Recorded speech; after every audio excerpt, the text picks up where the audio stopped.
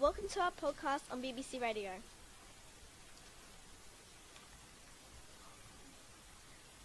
Hi, my name's Katie. Hi, my name's Ellie. Hi, my name's Jodie. We are going to talk about the carbon dioxide and how it has risen and fallen over the past years. We have been looking at a graph. Along the bottom of the carbon dioxide, we have measured to see which comes down to the lowest. Once we've done that, we saw what it was measured, and it equals 180 ppm. And the highest is 310 ppm. Thank you for listening to our podcast. By Ellie, Jodie, and Katie.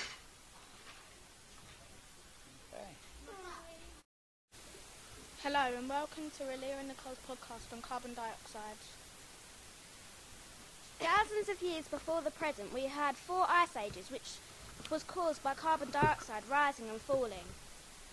The first ice age was 350,000 years ago, when the carbon dioxide was at 280 ppm. It fell very low to 180 ppm. The ice age ended when the carbon dioxide 300,000 years ago, we had another ice age, where it fell to 180 again, then rose to 280 ppm, ending the ice age.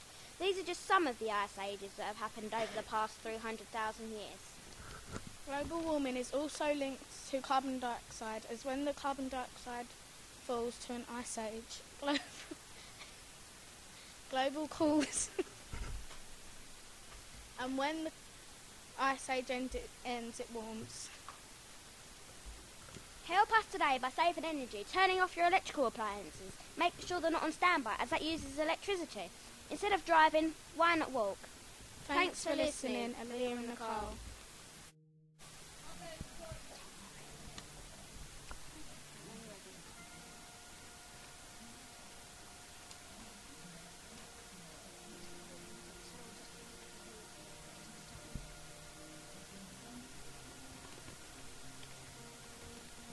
Today we'll talk about global warming.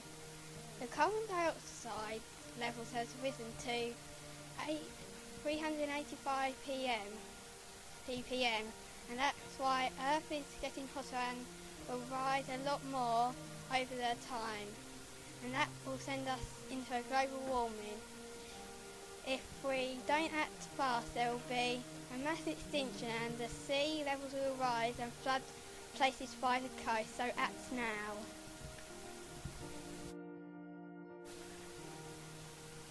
Welcome to our CO2 message. As you may or may not know, our carbon dioxide is rising, causing CO2. My teammates will tell you more about it, and Maddie will say a little thank you note. Thanks, Molly, for sharing that piece of information with us. You see, because we use things like cars, trains, aeroplanes, and so on other things, it damages our ozone layer. I will hand you over to James Gandy and James Snell. They have loads more information about cars. And Maddie will tell you a bit about electricity. Bit of mistake there from co-worker Aiklan. Anyway, back to the subject. Supercars rock this planet the most. They use more fuel than most other cars and destroy the ozone layer. And in the middle of this destruction is the Bugatti Veyron, the fastest land-speed vehicle. More car facts. Also, a Bugatti Veyron is one of the most pulverising cars for the CO2. A normal lorry uses about 11 litres. A Bugatti Veyron is 16.4 litres, and most other supercars can make more CO2. It's not only cars, trains and aeroplanes that are causing CO2, it's electricity as well, like lights. It happens when we leave lights on when we're not using them. I'm going to pass you on to Jake to tell you about gases. Hi again. So gases are like keeping us warm, but we need to cut down on using all them because gas is the second most popular thing of destroying our ozone layer.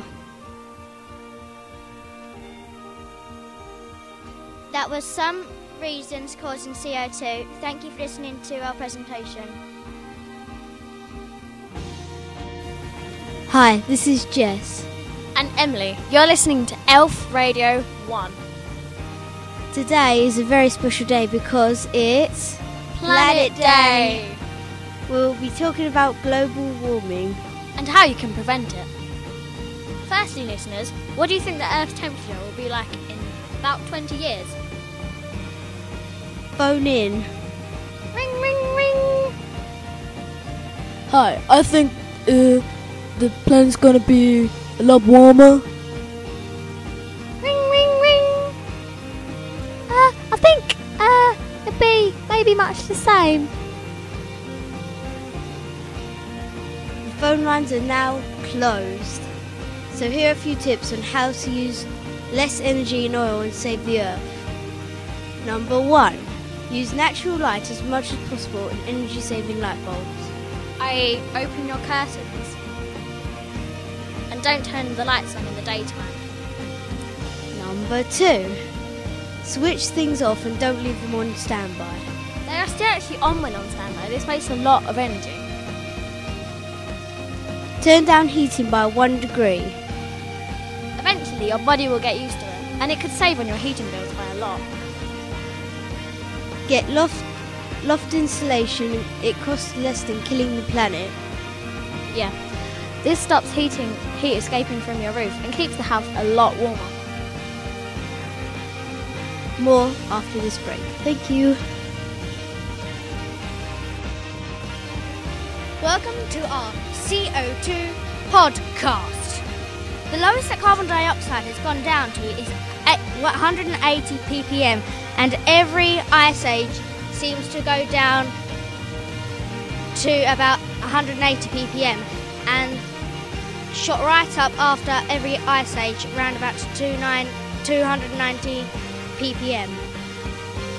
Climate change can change our planet. If we keep polluting, we will damage the ozone layer and we will suffer severe weather changes. If we carry on polluting, we will possibly increase the killings of animals and destroying all plants and trees. These plants will die out, so we'll run out of oxygen and our race will eventually die out.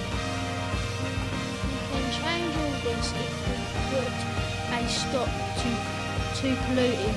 We can stop by waiting to from school instead from driving, etc. Less driving. Don't waste electricity.